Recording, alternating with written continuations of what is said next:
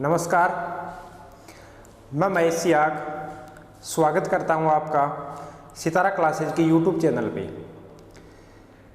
आज अपन बात करेंगे रीजनिंग की। रीजनिंग आपको पता है सभी एग्जामों में इसकी अच्छी भूमिका रहती है। चाहे आप एसएससी का एग्ज़ाम ले लो, पुलिस का एग्ज़ाम ले लो, आरएस का एग्ज़ाम ले लो, तो अच्छे अच्छे सवाल बनते हैं और अच्छी भूमिका रहती है। कहीं ना कहीं मेरिट डिसाइड करने में रीजनिंग भी अपना रोल अदा करती है। तो इसी को देखते हुए अपन आज रीजनिंग स्टार्ट करेंगे कंटिन्यू। और रीजनिंग का सबसे पहला जो टॉपिक लेके आए हैं अपन, वो टॉपिक है जिससे हर एग्जाम में 1, 2, 3 सवाल पूछे जाते हैं। एसएससी में तो इससे 2 या 3 सवाल पूछे जाते हैं हर बार। तो अच्छा टॉपिक है और सबसे ज़्यादा बच्चे जिस टॉपिक में कंफ्यूज होते हैं उन्हीं टॉपिकों में से ये एक है। तो आज का अपना टॉपिक रहेगा वो रहेगा कौन सा? कैलेंडर। कौन सा रहेगा रीजनिंग में अपना टॉपिक? कैलेंडर। आज अपन बात करेंगे कैलेंडर की। कैलेंडर कितने प्रकार का होता है, कौन कौन सा होता है, वो सारी अपन पढ़ेंगे आज इस कैलेंडर में और इसी क्लास में। तो ध्यान से एक एक पॉइंट को आप क्लियर करते रहना, साथ साथ में नोट्स बनाते रहो तो नोट्स भी बनाते रहो, और अपन इससे संबंधित जो सवाल है वो सवाल भी साथ साथ में करते रहेंगे। तो सबसे पहले मैं आपको बता दूं कि कैलेंडर में कितने प्रकार के वर्ष होते हैं। कैलेंडर में 2 प्रकार के वर्ष होते हैं। सबको पता है, छोटी छोटी बेसिक चीज़ें लेके चलेंगे अपन। मैंने पहले भी बताया था, 0 लेवल से लेके हाई लेवल तक तैयारी की बात अपन करेंगे यहाँ पे, कि नॉर्मल पॉइंटों पे भी ध्यान देंगे। ऐसा नहीं है, कुछ स्टूडेंट ऐसे होते हैं जो बोलते हैं कि सर ये क्या पढ़ा रहे हैं, ये तो हमने पहले भी पढ़ा है। तो जो आपने पहले पढ़ा है या कोई नया स्टूडेंट है जो अभी तैयारी करनी स्टार्ट की है, जिसने उसको भी ध्यान में रखेंगे, और जिन्होंने पहले तैयारी कुछ की है या कुछ पॉइंटों से वो एग्जाम में क्लियर नहीं कर पाए एग्जाम, उनको भी ध्यान में रख के अपन क्लास करेंगे आज की। ठीक है, तो धीरे धीरे एक एक पॉइंट को अपन क्लियर करेंगे। कैलेंडर में कितने प्रकार के वर्ष होते हैं? सबसे इंपॉर्टेंट बात, कैलेंडर में कितने प्रकार के वर्ष होते हैं? तो कैलेंडर में होते हैं 2 प्रकार के वर्ष। कितने प्रकार के? 2 प्रकार के। नंबर 1 साधारण वर्ष और नंबर 2 लीप वर्ष। कुछ भी रटने की जरूरत नहीं है, एक एक चीज को पॉइंट टू पॉइंट अपन समझ के चलेंगे। धीरे धीरे एक एक पॉइंट क्लियर करता जाऊंगा। आपको पहले किसी भी पॉइंट में समस्या आ रही हो, प्रॉब्लम आ रही थी, वो सारी समस्या अब अपन क्या करेंगे? दूर करेंगे। ध्यान से पढ़ना, कोई भी चीज़ रटने की जरूरत नहीं है, समझ समझ के चलेंगे हर चीज़। आपको ऐसे लग रहा होगा आगे कोड आएंगे, वो तो वैसे ही याद करते थे पहले, वैसे ही कोड का जो तरीका है वो भी अपना नया तरीका है। कोड याद है आपके, अच्छी बात है, उससे भी अपन सवाल करेंगे। और कोड के अलावा एक नया तरीका जो आपने नहीं पढ़ा है, उस तरीके से भी अपन वार निकालने की बात करेंगे इस क्लास में। चलते हैं आगे। कैलेंडर में 2 प्रकार के वर्ष, साधारण वर्ष और लीप वर्ष। साधारण वर्ष वो होता है जिसमें कितने दिन होते हैं? 365 दिन। तो फिर लीप वर्ष कौन सा होता है? लीप वर्ष को अधिवर्ष भी बोलते हैं। क्या बोलते हैं? अधिवर्ष भी बोलते हैं। तो आप कंफ्यूज मत होना, कहीं आपको अधिवर्ष लिखा मिले तो ही एक ही बात है और लीप वर्ष भी एक ही बात है। लीप वर्ष को हिंदी में क्या बोलते हैं? अधिवर्ष बोलते हैं। क्या बोलते हैं? अधिवर्ष। लीप वर्ष में कितने दिन होते हैं? 366 दिन। साधारण वर्ष में 365 दिन और लीप वर्ष में 366 दिन।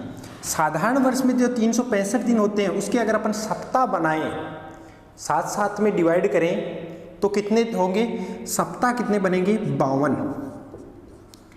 और शेष कितना रहेगा? 1 दिन। कितना रहेगा? 1 दिन। इसका मतलब क्या निकल के आया अपने पास कि साधारण वर्ष में 52 सप्ताह होते हैं और 1 दिन होता है। 52 सप्ताह और 1 दिन किस में होता है? साधारण वर्ष में। ध्यान रखना ये बात। लीप वर्ष में 52 सप्ताह होते हैं। कितने सप्ताह? 52 सप्ताह होते हैं और इससे भी एक दिन ज़्यादा है इसमें। ध्यान देना इस बात पे। साधारण वर्ष से भी एक दिन ज़्यादा है किसमें? लीप वर्ष में। कितने दिन है? 366 दिन है। तो इसमें एक दिन ज़्यादा था, तो इसमें कितने दिन अतिरिक्त होंगे? 2 दिन अतिरिक्त होंगे। कितने दिन अतिरिक्त होंगे? 2 दिन। तो यहाँ 52 सप्ताह और कितने दिन आ जाएंगे? 2 दिन। तो इतनी चीज़ क्लियर हो गई कि साधारण वर्ष और लीप वर्ष 2 प्रकार के वर्ष होते हैं। साधारण वर्ष में 365 दिन, लीप वर्ष में 366 दिन।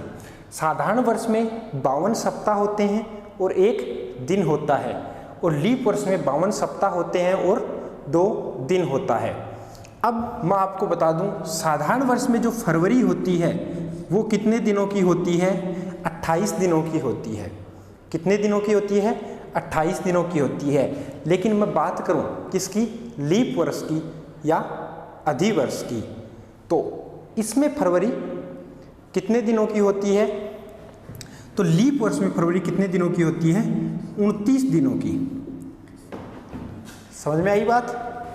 यहाँ पे 365 दिन थे तो फरवरी कितने दिनों की आ रही थी? 28 दिनों की।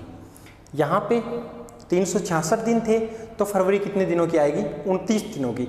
इसका मतलब एक बात यहाँ निकल के आ रही है कि जो दिन यहाँ से एक यहाँ एक्स्ट्रा आ रहा है वो दिन किस में ऐड हो रहा है?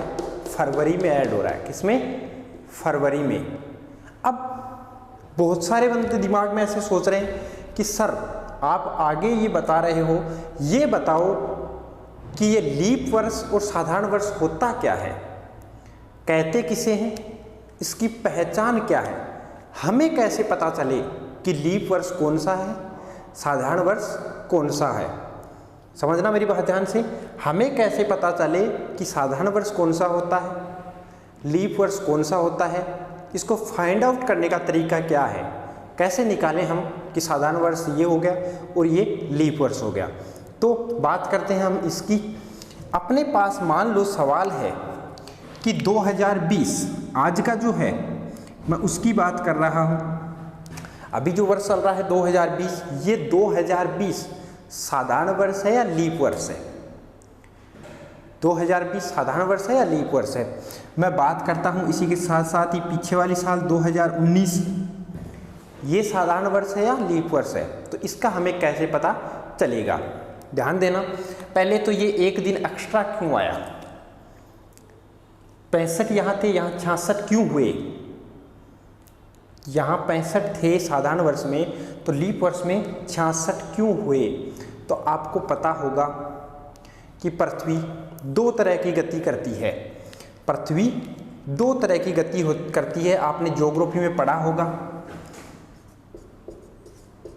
परिभ्रमण और एक होता है परिक्रमण। ज्योग्राफी की बात है, लेकिन यहाँ अपने रीजनिंग में ये चीज़ क्लियर करने के लिए ये चीज़ समझनी बहुत ज़रूरी है। क्या कि 365 दिन साधारण में, लेकिन 366 लीप में कैसे आए, वो एक दिन बढ़ा तो कैसे बढ़ा, वो बात अपन करेंगे। इसीलिए ये बात समझनी जरूरी है कि पृथ्वी 2 तरह की गति करती है। एक होता है परिभ्रमण बोलते हैं और एक को बोलते हैं परिक्रमण। अब इसका इससे क्या लेना देना है?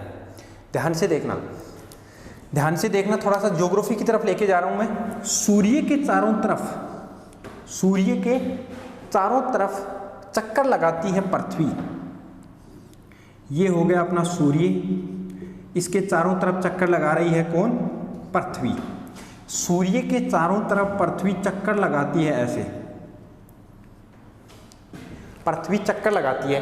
तो पृथ्वी 2 तरह से घूमती है। एक तो सूर्य के चारों तरफ चक्कर लगाया और एक पृथ्वी अपने अक्ष पे घूमती है, एक अपने अक्ष पे घूमती है। यही जो घूमती है ना, इसी जगह पृथ्वी, उसको तो क्या बोलते हैं, कौन सी गति बोलते हैं? परिभ्रमण। उसको तो कौन सी गति बोलते हैं? परिभ्रमण। जो पृथ्वी अपने अक्ष पे घूमती है, अपने अक्ष पे घूमती है, उसको तो क्या बोलते हैं? परिभ्रमण। और जब पृथ्वी सूर्य के चारों तरफ चक्कर लगाती है, जब पृथ्वी सूर्य के चारों तरफ चक्कर लगाती है, उसे क्या बोलते हैं? परिक्रमण। उसे क्या बोलते हैं? परिक्रमण। आपने देखा होगा परिक्रमा ध्यान देना बात पे, परिक्रमा जो होती है, परिक्रमा जो होती है वो किसी ना किसी के चारों तरफ होती है। क्या होती है? चारों तरफ होती है। तो परिक्रमा तो क्या हो गया? सूर्य के चारों तरफ। ये तो सूर्य के चक्कर लगा रही है, वो तो इसको तो क्या बोलते हैं? परिक्रमण या परिक्रमा बोल सकते हैं, जो चारों तरफ घूमता है। और अपने एक्स पे घूमती है पृथ्वी, उसको क्या बोलते हैं? परिभ्रमण। तो सर फिर भी मतलब नहीं निकल गया है, अपना आंसर नहीं निकल गया है एक दिन का, तो मैं उसी की तरफ आपको लेके जा रहा हूँ। ध्यान से सुनना, ये जो इसके पीछे की जो कहानी है ना, एक दिन के पीछे की जो कहानी है, आपने आज तक नहीं पढ़ी, उस कहानी की बात अपन कर रहे हैं। जीरो से स्टार्ट कर रहा हूँ, मैंने बोला जीरो से पढ़ेंगे अपन। तो ये एक दिन पीछे की कहानी, एक दिन की कहानी कि लीप से या साधारण और लीप में जो अंतर है एक दिन का, 365 से 66 कैसे हो रहे हैं, उस एक दिन की कहानी की बात करता हूँ मैं। पृथ्वी सूर्य के चारों तरफ घूमी, उसको बोला अपने परिक्रमण, और अपने एक्स पे पृथ्वी घूमी, उसको क्या बोला? अपने परिभ्रमण। तो पृथ्वी जो अपने एक्स पे घूमती है तो वो कितना समय लेती है? परिभ्रमण में कितना समय लेती है? 23 घंटे और 56 मिनट और 4 सेकंड का समय लेती है। ध्यान से देखना मेरी बात। पृथ्वी अपने एक्स पे, मतलब अब एक जगह जब वो यहाँ घूम रही है तो उसको बोलते हैं अपन परिभ्रमण, और वो समय कितना लेती है? 23 घंटे 56 मिनट और 4 सेकंड। इसी को अपन ने अप्रोक्स में क्या मान लिया? 24 घंटे। क्या मान लिया? 24 घंटे। समझ में आ रही है मेरी बात? और इसी से ही क्या बनते हैं? दिन और रात बनते हैं। क्या बनते हैं? दिन और रात। तो ये तो बात हो गई एक दिन की कि 23 घंटे 56 मिनट और 4 सेकंड का समय लगता है, लेकिन अप्रोक्स में लगभग इसको क्या मान लिया? 24 घंटे मान लिया। हो गई बात ये, लेकिन अपना आंसर फिर भी नहीं निकला। अब निकलेगा अपना। जब सूर्य के चारों तरफ चक्कर लगाती है तो उसे कितना समय लगता है? तब उसे समय लगता है 365 दिन 6 घंटे 48 मिनट और 46 सेकंड के लगभग का समय लगता है। ध्यान से देखना, 365 दिन लगता है, 6 घंटे लगते हैं, 48 मिनट लगती है और 46 सेकंड के लगभग का समय लगता है। इसका मतलब साधारण वर्ष में जब अपन ने आंसर देखना इस चीज़ का, इसका मतलब साधारण वर्ष में अपन ने जो 365 दिन माने थे, क्या माने थे? 365 दिन माने थे। वो 365 फिक्स नहीं है, वो भी क्या है? लगभग है। समय तो फिक्स ये है 6 घंटे 48 मिनट, समय तो फिक्स ये है। इसका मतलब लगभग 6 घंटे और समय बच जाता है। तो 6 घंटे एक दिन का कितना हिस्सा होता है? ध्यान देना, 6 घंटे एक दिन मतलब 24 घंटे का कितना हिस्सा होता है, उसकी अगर अपन बात करें तो ये कितना हिस्सा होता है? ये लगभग होता है 1/4। कितना होता है? 1/4 हिस्सा होता है। कितना होता है? 1/4। इसका मतलब अपन ने ये चीज़ छोड़ दी, ये चीज़ अप्रोक्स के चक्कर में, लगभग के चक्कर में ये चीज़ अपने साइड में रख ली और लगभग अपने कितना ले लिया? 365 दिन ले लिए। कितना ले लिया? 365 दिन ले लिए। तो ये जो बचा है 365 से ऊपर क्या बचा है? 1/4। तो एक साल में कितना बचता है? 1/4। अगली साल जब आएगी तब भी कितना बचेगा? 1/4। फिर अगली साल में भी कितना बचेगा? 1/4। और अगली साल में भी कितना बचेगा? 1/4। 4 बार 1/4 को जब अपन काउंट करेंगे, जोड़ेंगे, तो कितना आएगा? 1 आएगा। और वो 1 क्या होगा? दिन होगा।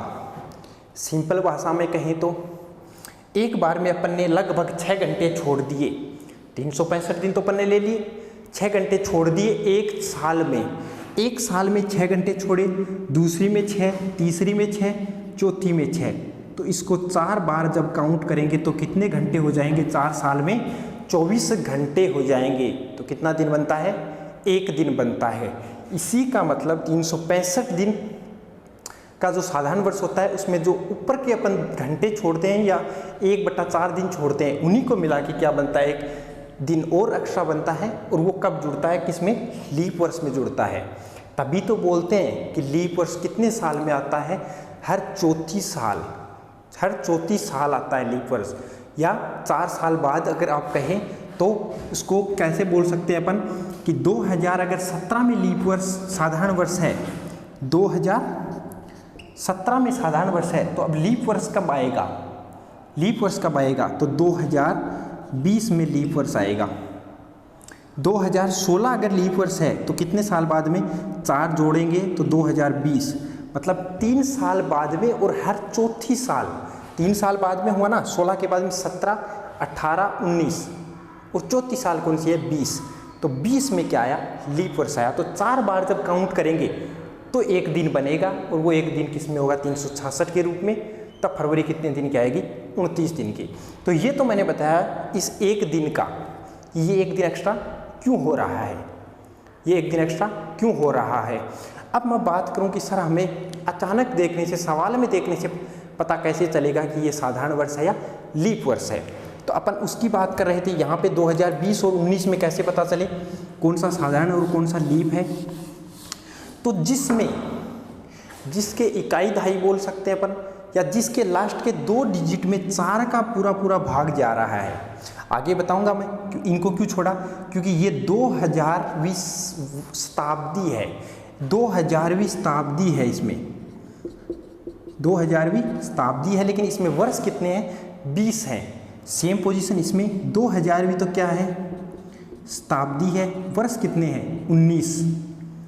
तो जिस वर्ष में 4 का भाग लगाएंगे, वर्ष में किसका भाग लगाएंगे, 4 का ही क्यों लगाएंगे, क्योंकि हर चौथी साल क्या आता है, लीप वर्ष आता है। क्या आता है, लीप वर्ष।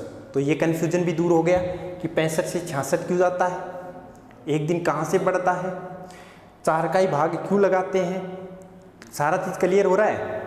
आगे चलें तो 4 का भाग अपन जब 20 में लगाएंगे तो पूरा जाएगा, 4 का भाग 20 में लगाया, पूरा चला गया, शेष पर कुछ नहीं बचा। तो जिसमें पूरा 4 का भाग चला जाता है वो किस में आता है, लीप वर्ष में। 19 में 4 का भाग लगाया, पूरा नहीं गया, इसका मतलब ये क्या है, साधारण वर्ष है।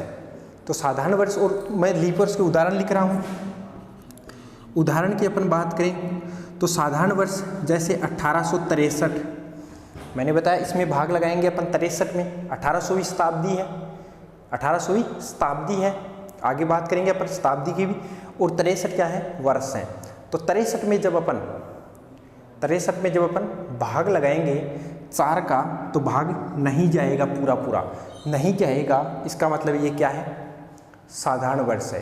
क्या है, साधारण वर्ष। ऐसे ही मैं बात करूं 2017 की, 17 में भी 4 का भाग नहीं जा रहा है। मैं बात करूं 1931 की, इसमें भी नहीं जा रहा है। मैं बात करूं 2111 की, तो इसमें भी नहीं जा रहा है। मतलब ऐसे वर्ष जिनमें 4 का भाग नहीं जाता है पूरा, उसको क्या बोलते हैं, साधारण वर्ष बोलते हैं। क्या बोलते हैं, साधारण वर्ष बोलते हैं। उनमें फरवरी कितने दिन की आती है, 28 दिन की आती है। आगे चलें लीप वर्ष के उदाहरण की बात, तो एक अपने सामने जैसे 2020, देखो 20 में भाग जा रहा है 4 का पूरा, तो इसका मतलब ये लीप वर्ष है। इसमें फरवरी कितने दिन की आई थी, 29 दिन की। मैं बात करूं आने वाला 2024, इसमें भी फरवरी कितने दिन की आएगी, 29 दिन की, और ये भी क्या है, लीप वर्ष है। मैं बात करूं आपके सामने 1764, मैं बात करूं आपके सामने 1816। तो ऐसे बहुत सारे आपको उदाहरण मिल जाएंगे, बहुत सारे उदाहरण मिल जाएंगे जिनमें 4 का भाग जा रहा है। तो जिसमें 4 का भाग जा रहा है जिन वर्षों में, वो तो क्या है, लीप वर्ष हैं, अधिवर्ष हैं, और उनमें फरवरी कितने दिन की आएगी, 29 दिन की आएगी। लेकिन जिनमें नहीं जा रहा है उनमें फरवरी कितने दिन की आएगी, 28 दिन की आएगी, और वो क्या है, साधारण वर्ष है। कोई डाउट है? आगे चलते हैं। ये चीज़ ध्यान रखना, आप ये चीज़ बिल्कुल ध्यान रखना कि 65 से 66 क्यों हो रहे हैं, क्योंकि लगभग में अपने 65 ले लिए 365 दिन, लेकिन छोड़ दिए कितने, 6 घंटे, और 6 घंटों को जब 4 बार जोड़ेंगे तो एक दिन होता है, 24 घंटे होते हैं। तो वो एक दिन यहाँ के काउंट होता है, और वो फरवरी किसकी कर देता है, 29 दिन की बना देता है। तो ये चीज़ क्लियर होगी। आगे के स्टेप में मैं चलता हूँ, तो इसी में आगे अपन करें। साथ साथ में अगर आप नोट कर रहे हो तो नोट करते रहना इन चीज़ों को। कोई प्रॉब्लम हो तो बताना, दोबारा से समझ लेंगे। किसी में डाउट लगे आप तो नेक्स्ट क्लास में बता देना। आगे चलता हूँ मैं, तो इसी क्रम में अगर अपन आगे बात करें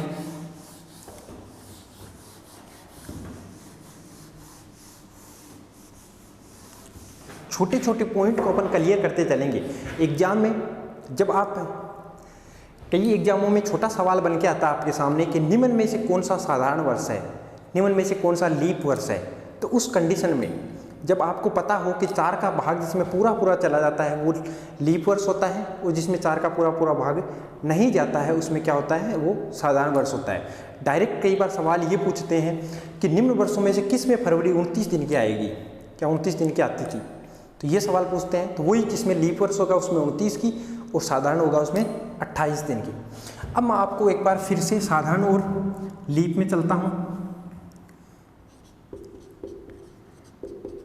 साधारण वर्ष और लीप वर्ष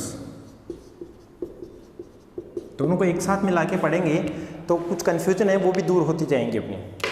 साधारण वर्ष की जब मैं बात करूं तो साधारण वर्ष का प्रथम दिन मतलब 1 जनवरी और 31 दिसंबर मतलब अंतिम दिन, ये दोनों क्या होते हैं, समान होते हैं। क्या होते हैं, समान होते हैं। इंपॉर्टेंट सवाल है। साधारण वर्ष का प्रथम दिन और अंतिम दिन दोनों क्या होते हैं, समान होते हैं। मान लो कि 1 जनवरी 2017 को रविवार था। ध्यान देना बात में, अपन एक सवाल ले रहे हैं कि मान लो 1 जनवरी 2017 को कौन सा वार था, रविवार था। तो सवाल पूछता है 31 दिसंबर 2017 को कौन सा वार होगा। तो पूछा क्या है अपन को, 31 दिसंबर 2017 का वार पूछा है। तो मैंने क्या बताया, सेम होते हैं दोनों। क्या होते हैं, सेम होते हैं। अब सेम होते हैं ये आपको पता है तो इसका आंसर भी डायरेक्ट क्या लगाओगे आप, रविवार लगाओगे। क्या लगाओगे, रविवार लगाओगे। मैंने क्या बताया कि पहला दिन और अंतिम दिन साधारण वर्ष का क्या होता है, समान होता है। साधारण वर्ष का प्रथम दिन और अंतिम दिन क्या होता है, समान होता है। इस चीज़ का ध्यान रखना, प्रथम दिन और अंतिम दिन। लेकिन ये बात अगर यहाँ लीप वर्ष में करें तो लीप वर्ष का 1 जनवरी और 31 दिसंबर इन दोनों के दिनों में 1 दिन का अंतर होता है। इन दोनों के दिनों में या 1 जनवरी से 31 दिसंबर का जो है वो 1 दिन प्लस या अधिक होता है। क्या होता है, अधिक होता है।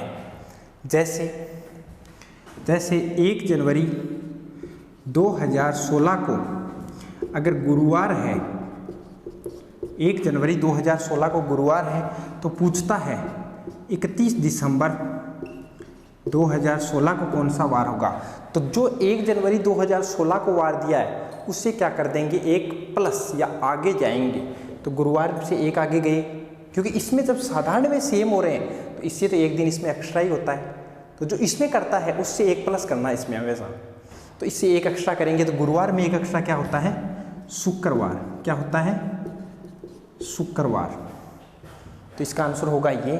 ध्यान रखना, साधारण वर्ष का प्रथम दिन और अंतिम दिन क्या होते हैं, समान होते हैं। लीप वर्ष के प्रथम दिन और अंतिम दिन में 1 दिन का अंतर होता है। प्रथम दिन से अंतिम दिन क्या होता है, 1 दिन आगे या 1 उसमें प्लस करके बताया जाता है। आगे चलूँ तो मैं जब मैं बात करूँ आगे की तो सवाल आपके सामने जब ऐसे आए कि एक वर्ष दिया हुआ है उसमें 15 जनवरी 2017 को सोमवार है। सवाल पे ध्यान देना मेरा, 15 जनवरी 2017 को क्या है, सोमवार है। तो सेम डेट की 15 जनवरी 2018 को कौन सा वार होगा, 15 जनवरी 2018 को कौन सा वार होगा। तो जब मैं इसकी बात करूं तो 1 वर्ष आगे जा रहा है, तारीख सेम है, दोनों साधारण वर्ष हैं। तो इस कंडीशन में अपन क्या करेंगे, इस कंडीशन में अपन क्या करेंगे कि अपने जो 52 सप्ताह और 1 दिन जो होते हैं, ये 1 दिन जो एक्स्ट्रा होता है इसमें वो क्या कर देंगे, इसमें आगे जा रहे हैं तो 1 दिन क्या कर देंगे, प्लस कर देंगे, जोड़ देंगे। तो इसमें 1 दिन सोमवार में 1 दिन प्लस करेंगे तो आंसर क्या आएगा, मंगलवार। क्या आएगा, मंगलवार। ध्यान देना, दोनों साधारण वर्ष हैं। 15 जनवरी डेट सेम है, 17 से 18 में जा रहा है, एक वर्ष आगे जा रहा है, तो 52 सप्ताह तो सप्ताह हो गए, वो तो ठीक है, मैंने बताया सप्ताह का कोई अंतर नहीं होता है, लेकिन एक दिन जो एक्स्ट्रा है वो बच रहा है, तो ये दिन आगे जा रहे हैं तो क्या कर देंगे, आगे प्लस कर देंगे, तो सोमवार में एक आगे करेंगे तो कितना होगा, एक प्लस होके मंगलवार। सेम डिजिट की मैं बात करूं यहाँ लीप वर्ष में, तो लीप वर्ष में ये कंडीशन कैसी होती है, जब बात करें कि 3 मार्च 2015 को रविवार है, 3 मार्च 2015 को रविवार है, तो 3 मार्च 2016 को कौन सा वार होगा। सेम डेट, एक वर्ष आगे जा रहा है, ये सवाल पूछा है, आंसर 3 मार्च 2016 का। तो मैंने बताया लीप वर्ष में 52 सप्ताह होते हैं और 2 दिन एक्स्ट्रा होते हैं। कितने दिन एक्स्ट्रा होते हैं, 2 दिन एक्स्ट्रा होते हैं। तो 15 से 16 में जाएंगे, 15 से 16 में जाएंगे तो आगे जा रहे हैं, यहाँ 1 दिन एक्स्ट्रा होता है तो आगे जाते हैं तो 1 प्लस करते हैं, लीप में 2 दिन एक्स्ट्रा होते हैं तो आगे जाएंगे तो कितने प्लस करेंगे, सेम डेट की बात है, ये चीज़ ध्यान रखना, सेम डेट है, इसकी ध्यान रखना। तो इसमें आगे जाएंगे तो कितना प्लस करेंगे, 2 प्लस, रविवार में 1 प्लस करते हैं सोमवार, और 1 और प्लस करेंगे तो क्या आएगा आंसर, मंगलवार। तो इसका आंसर क्या होगा, मंगलवार होगा। एक आंसर और लिख के मैं आपको एग्जाम्पल लेके बताता हूँ जिसमें पीछे चलते हैं अपन, पीछे जाने का एक एग्जाम्पल और करते हैं। तो यहाँ पे आप ध्यान देना, 14 अप्रैल 2014 को गुरुवार है, 14 अप्रैल 2014 को गुरुवार है, तो 14 अप्रैल 2013 को कौन सा वार होगा। देखो इसमें डेट सेम है लेकिन 1 वर्ष पीछे जा रहा है, तो यहाँ क्या करेंगे, मैंने बताया एक्स्ट्रा दिन कितना बचता है, 1, तो आगे जाएंगे तो 1 प्लस कर देंगे, पीछे जाएंगे तो 1 माइनस कर देंगे। तो यहाँ गुरुवार में से 1 माइनस करेंगे तो क्या आएगा आंसर, बुधवार।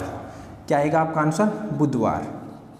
बिल्कुल इजी है, आराम से आप निकाल सकते हो, आराम से। इतना ध्यान रखना, ओड डे मतलब विषम दिन कितने बचते हैं, एक्स्ट्रा दिन, सप्ताह के अलावा एक्स्ट्रा दिन कितने बचते हैं। मैं बात करूं उस चीज़ की, तो इधर जब अपन आंसर लिखें तो सवाल की तरफ 16 दिसंबर 2024 को अगर बुधवार है तो 16 दिसंबर 2023 को कौन सा वार होगा, ये पूछा है। देखो पीछे जा रहे हैं, किसी को ऐसे लग रहा होगा कि आगे मतलब फरवरी कहाँ आ रही है, इसमें पीछे जाएंगे तो फरवरी 2024 की काउंट होगी। पीछे जाएंगे तो देखो नवंबर आएगा, अक्टूबर आएगा, सितंबर आएगा, ऐसे मार्च आएगा, फरवरी आएगी, जनवरी आएगी, और फिर इसका क्या आएगा 2023 का दिसंबर आएगा। तो इसकी फरवरी काउंट हो रही है, यहाँ 1 माइनस किया था, यहाँ 2 दिन एक्स्ट्रा है तो कितने माइनस करेंगे, 2 माइनस करेंगे। तो बुधवार में से 1 माइनस करते हैं मंगलवार, और 1 और माइनस करेंगे तो क्या आएगा, सोमवार आएगा। क्या आएगा, सोमवार। तो इसका सही आंसर क्या है, सोमवार। किसी को कोई डाउट, आराम से अपन धीरे धीरे स्टेप टू स्टेप चल रहे हैं, स्टेप टू स्टेप। अब एक चीज़ मैं आपकी और दूर कर दूं, कुछ सवाल करें उससे पहले कि शताब्दी जो होती है वो क्या होती है, शताब्दी क्या होती है, क्या लीप वर्ष और साधारण वर्ष की तरह शताब्दी भी लीप शताब्दी और साधारण शताब्दी होती है। तो मैं उसकी बात करें अपन, किसी को कोई प्रॉब्लम आ रही है समझने में तो आप कमेंट करके जवाब जरूर देना, साथ साथ में आप क्वेश्चन भी हल करते रहना ताकि आपको पता चले कि समझ रहे हैं, उस हिसाब से क्वेश्चन हो रहे हैं आराम से। मैं बात करूं शताब्दी की, शताब्दी भी सेम पोजीशन वही, 2 तरह की, लीप शताब्दी और साधारण शताब्दी।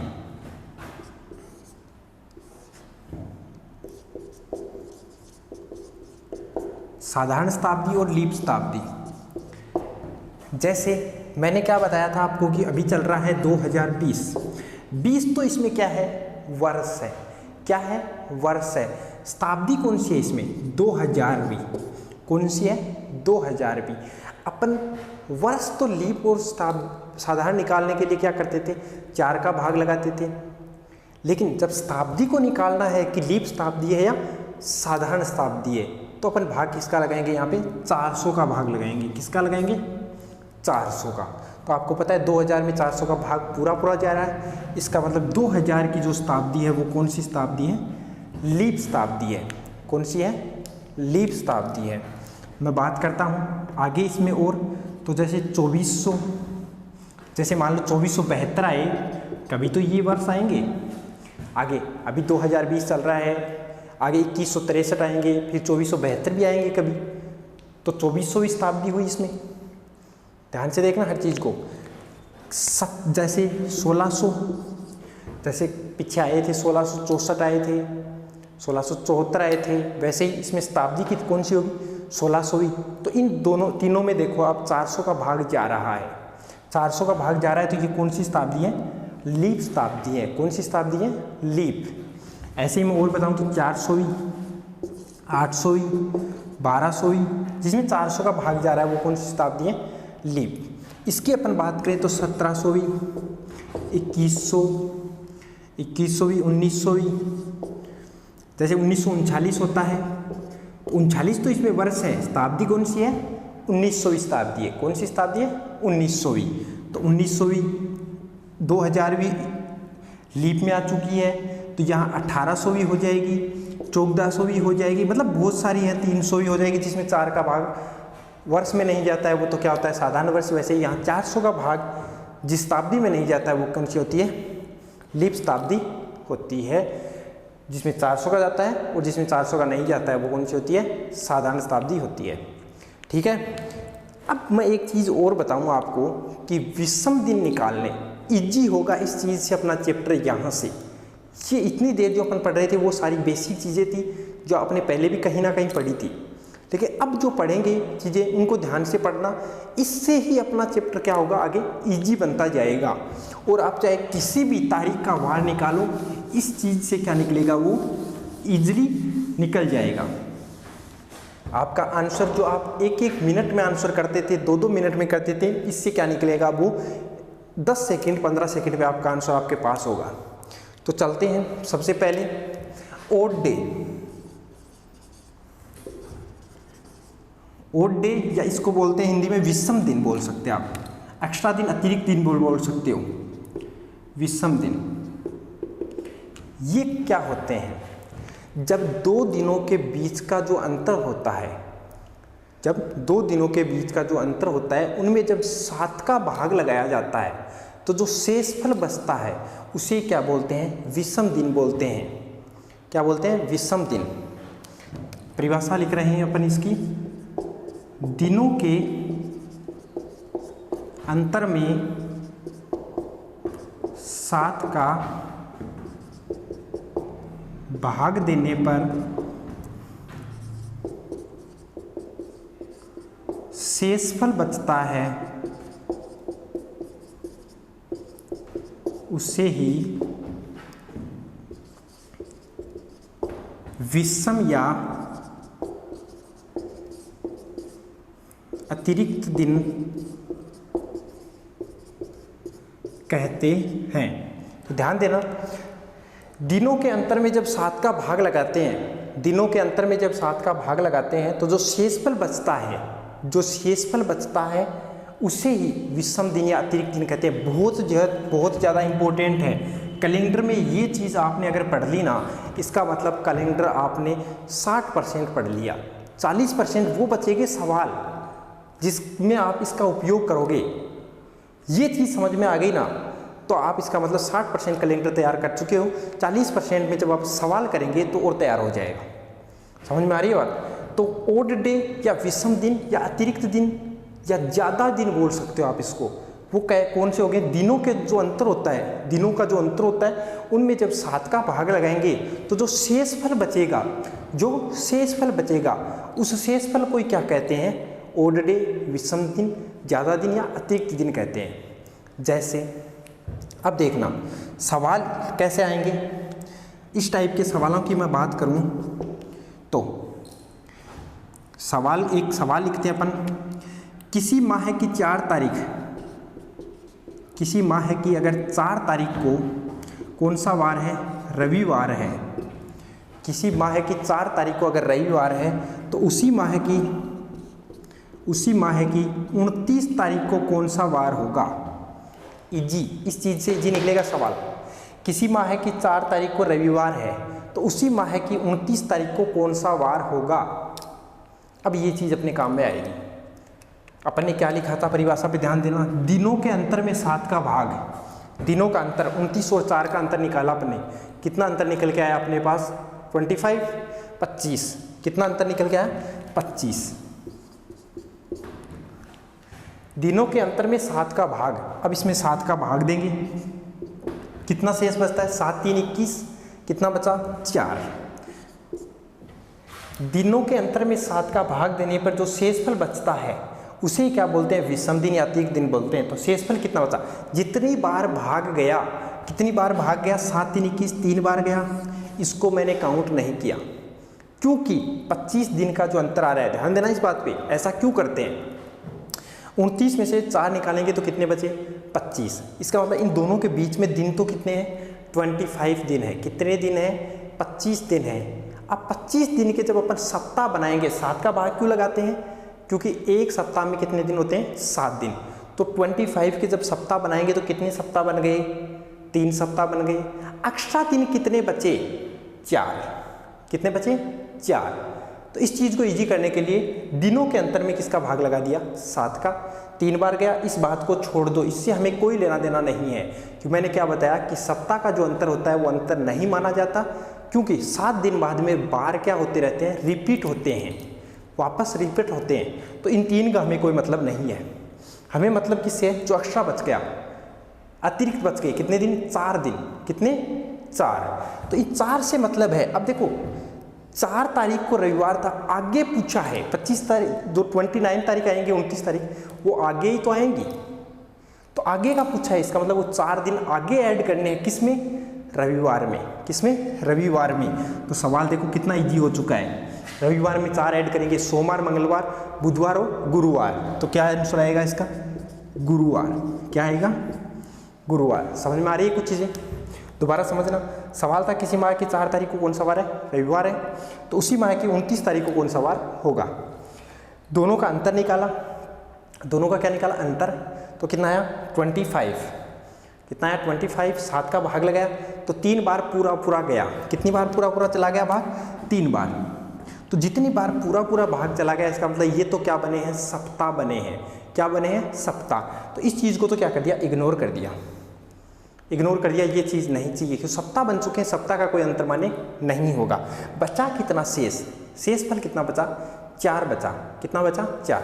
अब ये 4 का क्या करना है? जोड़ने हैं या घटाने हैं? आगे का पूछा है तो जोड़ने हैं, जो वार दिया है उसमें 4 जोड़ दो, मतलब 4 बार आगे का बताना है। और अगर पीछे का पूछता तो घटाते। क्या करते? घटाते। सवाल जैसे ये एक सवाल और दे रहा हूँ मैं एग्जाम्पल आपको। किसी माह की 13 तारीख को, किसी माह की 13 तारीख को कौन सा वार है? देखना, मान लो सोमवार है। और उसी माह की पूछा है 27 तारीख को कौन सा वार है? ध्यान देना सवाल पे। किसी माह की 13 तारीख को 27 सोमवार है तो उसी माह की 27 तारीख को कौन सा वार है? इजी करेंगे बिल्कुल। सवाल को निकालना, अंतर निकाला दोनों का। कितना अंतर आया आपके पास? 14। कितना आया? 14 अंतर आया।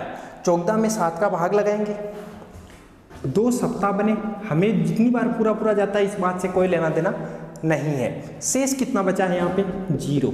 कुछ शेष नहीं बचा, कुछ शेष नहीं बचा तो इसमें भी 0 ऐड करेंगे। और सोमवार में जब 0 ऐड करते हैं किसी संख्या में तो उसके कुल योग में कोई फर्क नहीं पड़ता है। तो सोमवार में 0 ऐड करेंगे तो भी क्या आएगा? सोमवार आएगा। इसका मतलब 27 तारीख को भी इस महीने क्या वार होगा? सोमवार। दोबारा सुन लेना, किसी माह की 13 तारीख को सोमवार था तो उसी माह की 27 तारीख को कौन सा वार होगा ये पूछा था। तो क्या आएगा? सोमवार आएगा। क्या आएगा? सोमवार। आगे मैं बात करूँ थोड़ा सा अच्छे सवालों की, इसी टाइप के कुछ अच्छे सवालों की ऊपर बात कर रहे हैं, तो ध्यान देना।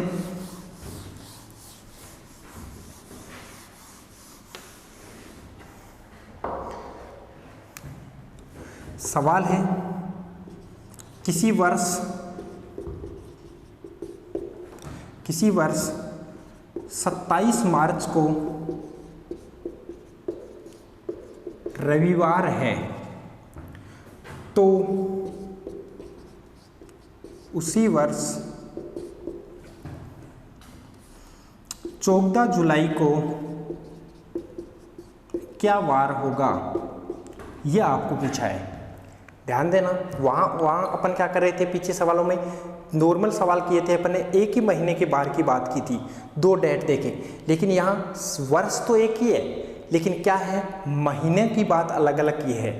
किसी वर्ष 27 मार्च को रविवार है तो उसी वर्ष 14 जुलाई को कौन सा वार होगा, इसकी बात की है। देखना, बात कर रहा है मार्च की, मार्च से स्टार्ट कर रहा है, कितनी तारीख से, 27 से, 27 मार्च से स्टार्ट कर रहा है। आगे आएगा अप्रैल, मार्च, अप्रैल, मई, जून, जुलाई। जुलाई में कहाँ तक जाना है, 14 तक जाना है, 14 जुलाई का ही तो बताना है। मार्च, अप्रैल, मई, जून, जुलाई, 27 मार्च की बात की, इसका मतलब 27 तक का तो वार दे रखा है। मार्च में कितने दिन और बच गए, 4 दिन, 31 का होता है मार्च, 31 का, इसका मतलब कितने दिन और बच गए, 4 दिन और बच गए। तो मार्च के तो 4 दिन हो गए, आगे जाना है हमें। अब अप्रैल कितने का आएगा, 30 दिन का आएगा, कितने दिन का, 30 दिन का, 30 अप्रैल के। मई कितने का आएगा, 31, जून 30। समझ में आई बात, क्या क्या लिया, आगे जाना है। मार्च के 4 दिन बचे, 27 तक का वार दे रखा है, अप्रैल के 30, मई के 31, जून के 30 और जुलाई के 14। बात करेंगे, योग करना है क्योंकि अंतर निकालना है, हमें तो अंतर ही निकाल रहे हैं इनका, तो योग करें। टोटल 30 30 30 कितने हो गए, 90। 31 है लेकिन मैंने एक छोड़ दिया, इजी करते हैं अपन, तो फास्ट करना हमें, तो एग्जाम को क्वालिफाई करने के लिए और जल्दी करना है, टाइम को बचाना है। तो 30 30 30 ये हो गए 90, 90 और 10 ये हो गए, कितने हो गए, 100। 4 और 4 होते हैं 8 और 1 कितना होता है, 9। इसका मतलब कितना हो गया, 100 और 9 कितना होता है, 109। दोबारा देख लेना काउंटिंग, 3 3 3 कितने हो गए, 9, मतलब 90। 90 और 10 कितना होता है, 100। 4 ये बच गए, 1 ये बच गया, 4 ये बच गए, तो 8 और 1 9 बच गया। 100 और 9 होता है कितना, 109। कुल योग हो गया 109। इसमें भाग लगाना है किसका, 7 का। भाग लगाया, यहाँ भाग चला गया, एक बार बच गए कितने, 3, कितने हो गए, 39 हो गए। 39 में भाग देंगे, 7 5 होता है 35, कितना होता है 35, तो कितने बच गए, 4। 4 शेष बचते हैं। भाग 15 बार गया, इससे हमें कोई लेना देना नहीं है, भाग 15 बार गया, लेकिन शेष कितने बचते हैं, 4 बचते हैं। इसका मतलब रविवार में आगे जाना है, 4 प्लस कर दो, कितना, 4 प्लस कर दो, सोमवार, मंगलवार, बुधवार और गुरुवार। तो 14 जुलाई को कौन सा वार होगा, गुरुवार होगा। कौन सा वार होगा, गुरुवार होगा। ठीक है साथियों, समझ में आई बात। ये अपन ने आज किसकी बात की है, रीजनिंग की बात की है। साधारण सा एक करेंट टॉपिक उठाया, उसकी बेसिक बातें आज अपन ने पढ़ी है। कल इससे आगे की अपन कंटिन्यू क्लास करेंगे। अगर क्लास अच्छी लगी है तो क्लास को लाइक कर देना, शेयर कर देना अपने दोस्तों के पास भी, और अभी तक आपने हमारे चैनल को सब्सक्राइब नहीं किया तो चैनल को सब्सक्राइब जरूर कर लेना। ठीक है, थैंक यू, धन्यवाद, मिलते हैं नेक्स्ट क्लास में।